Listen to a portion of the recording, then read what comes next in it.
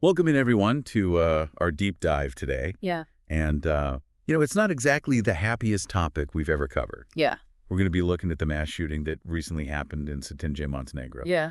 And it happened on New Year's Day, Right. a day that we typically associate with, new beginnings and hope. Yeah. A real tragic way to start the year off. Yeah, and what makes it even more, disturbing is that this isn't the first time that Cetinje has had to deal with something like this. Right. Cetinje is a small mountain town, Mm-hmm. and, just 3 years ago, back in 2022, there was another mass shooting there that claimed 10 lives. Yeah. It's really unusual to have two such events in a relatively small town. Yeah, we're talking about a town of, only about 12,500 people. Right. So, it really makes you wonder what could lead to this kind of repeated violence. Yeah. You have to wonder if there are some deeper issues at play here. Right.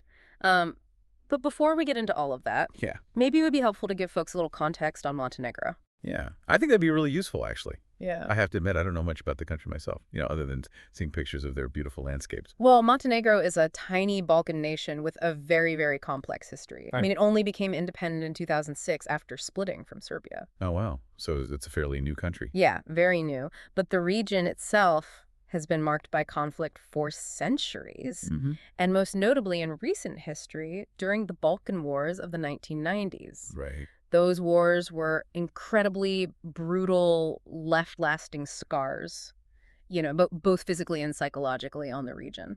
I mean, I guess that makes sense, the proximity and everything. Yeah. So do you think that these wars could have contributed to a culture where, violence is more easily resorted to? It's certainly something to consider. I mean, when a society experiences widespread violence like that, it can kind of normalize aggression. Yeah. And make it harder to, find peaceful ways to resolve conflict. Mm-hmm. Obviously, it's not a direct cause, but it creates a backdrop that we can't really ignore. Right. It sets the stage in a way. Exactly. So could you maybe walk us through the details of what happened on that tragic day in Cetinje? Sure. So on January 1st, 2025, a 45-year-old man named Aleksandar Aco Martinovic went on a shooting rampage. Oh.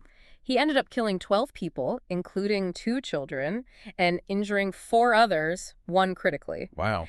And the whole thing started at a restaurant. Okay. Martinovic got into some kind of altercation there. Uh-huh. He left, but then came back armed and opened fire, killing 4 people at the restaurant. It's just so disturbing that he would leave and come back, seemingly with the intent to cause harm.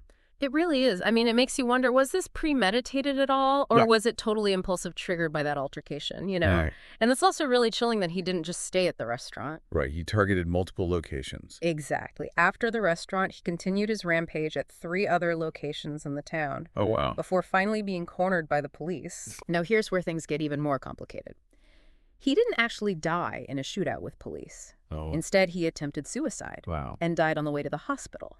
That definitely adds another layer of complexity to this whole thing. For sure. So do we know anything about his motivations? Unfortunately, very little right now. Okay. Authorities are still investigating, trying to figure out, what led him to this. Right. But his suicide really does raise some questions about his mental state. Yeah. Was this planned? Was it a sudden break? Right. Are we looking at, mental health issues here? All of that is still unclear. Okay. Yeah.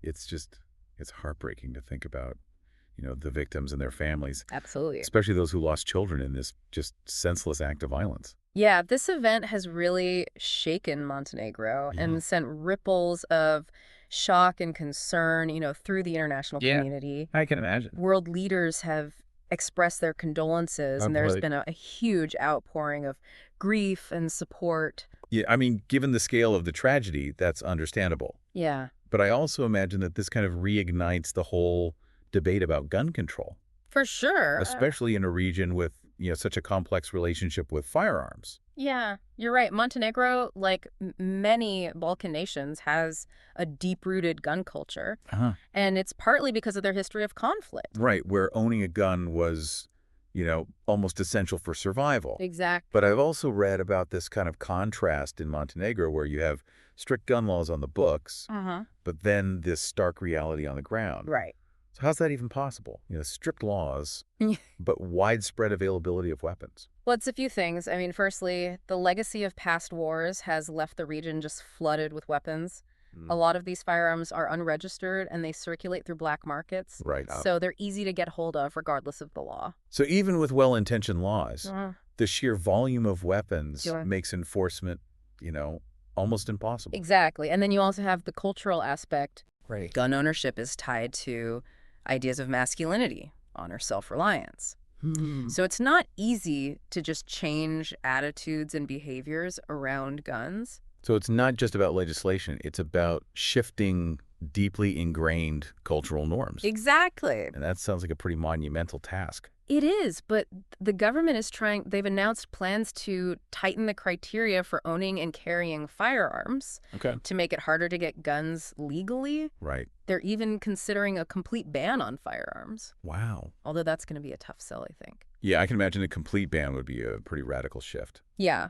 So what kind of pushback are you expecting? Well, you're going to have gun owners and pro-gun groups resisting pretty strongly. Right. They see it as an infringement on their rights, a threat to their traditions. Right, a threat to their way of life. Exactly. And it brings up a really complex question about how to balance individual freedoms with the need for public safety. Yeah, that's a debate that's happening everywhere. But it feels especially tricky in a place like Montenegro with its history. For sure. Yeah. So how do you navigate that, that tension between cultural norms and this urgent need to prevent future tragedies? That's the million-dollar question, and there's no easy answer. I think it requires a multifaceted approach. Okay. Stricter laws enforcement are part of it. Okay. But you also have to address the underlying social and economic factors. What they contribute to violence. Exactly. So what kind of factors are we talking about? Well, things like poverty, unemployment, lack of opportunity, Right. the psychological scars left by past conflicts. Okay. All of these things can create environments where violence is more likely to take root. Yeah, I mean, if people feel hopeless or marginalized, Right. it makes sense that they might be more susceptible to extreme ideologies or see violence as their only option. Exactly. So it's about creating a more just and equitable society where people feel a sense of belonging and hope for the future. Right. That sounds like a long-term solution. It is a long-term solution. But it also seems pretty crucial.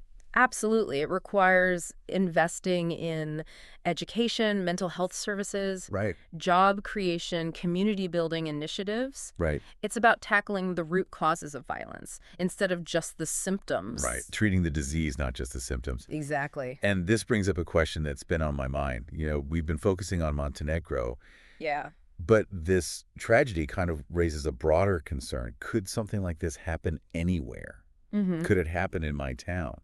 That's a really important question. Yeah. And it's one we should all be asking ourselves. I mean, while the specific circumstances in Montenegro are unique, the underlying issues that contribute to violence, they exist everywhere. To varying degrees. Exactly. So are there any red flags or warning signs that we should be aware of in our own communities? Well, there's certain factors that can increase the risk of violence. Okay. Things like high levels of inequality, social isolation, easy access to firearms, a culture that glorifies violence. But it's important to remember that these are just risk factors, not guarantees. Right. Correlation, not causation. Exactly. So what can we do as individuals? Right. It feels overwhelming to think about tackling these huge societal issues.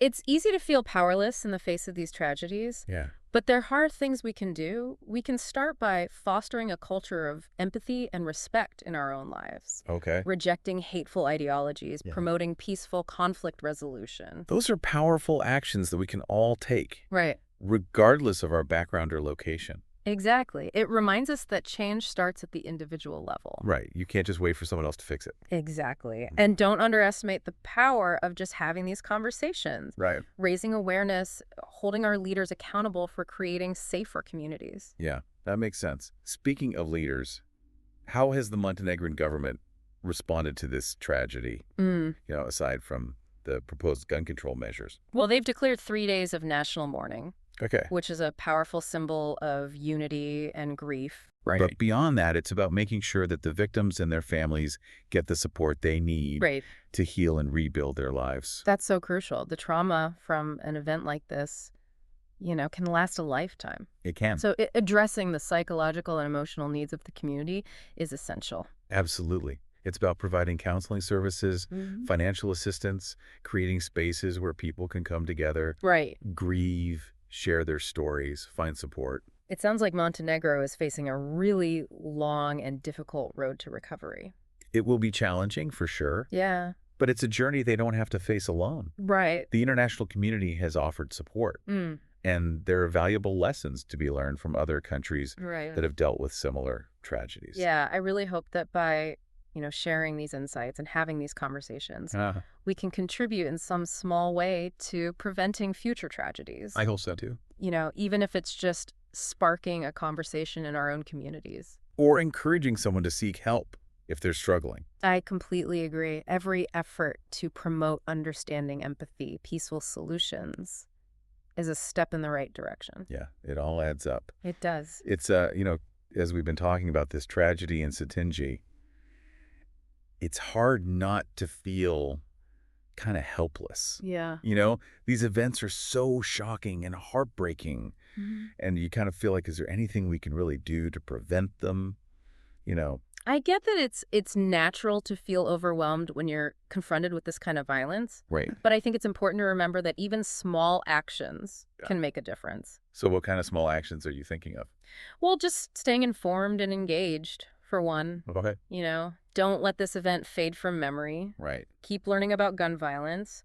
The root causes potential solutions. Okay. The more we understand, the better equipped we are, to advocate for change. That's a good point. It's easy to get caught up in the news cycle and then move on. But this is something that needs, sustained attention. Absolutely. And don't be afraid to have those tough conversations with your friends, family, even elected officials, sharing information, perspectives, concerns that can all help raise awareness and build momentum for change. You mentioned advocating for change. Are there any concrete steps that listeners can take in that direction? Yeah, for sure. I mean, supporting organizations that are working to prevent gun violence is a great place to start.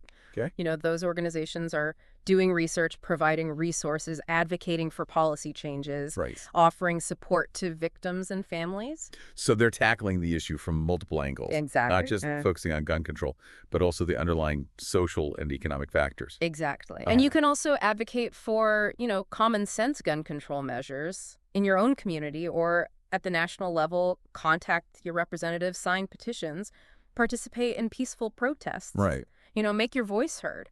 So there's a role for everyone to play. I think so. Yeah. Regardless of your background or your political beliefs, we all have a stake in creating safer communities. Absolutely. And I think one of the most powerful things we can do is really practice empathy and understanding. Yeah. It's easy to demonize the people who commit these acts, but it's important to remember they're often products of complex circumstances. They are. So instead of just reacting with anger or fear, we should try to understand what led to this and address those root causes. Exactly. It's not about condoning violence. Right. It's about trying to understand the factors that contribute to these tragedies and remembering that even in the darkest of times, there's always hope. Right. Hope for change, hope for healing. Yeah. Hope for a more peaceful future. That's a really powerful message to end on. We can't undo what happened in Cetinje, but we can learn from it. Yeah. We can honor the victims by working to prevent future violence. Absolutely. And we can hold on to hope for a better world. I agree completely. Let this be a catalyst for positive change, both in our own lives and in the world around us. Well, thank you so much for joining us for this deep dive into a very difficult and complex topic. My pleasure. We encourage you to continue learning about this, keep the conversation going, and do what you can to create a safer and more peaceful world. For sure. Stay curious, stay informed, and stay engaged.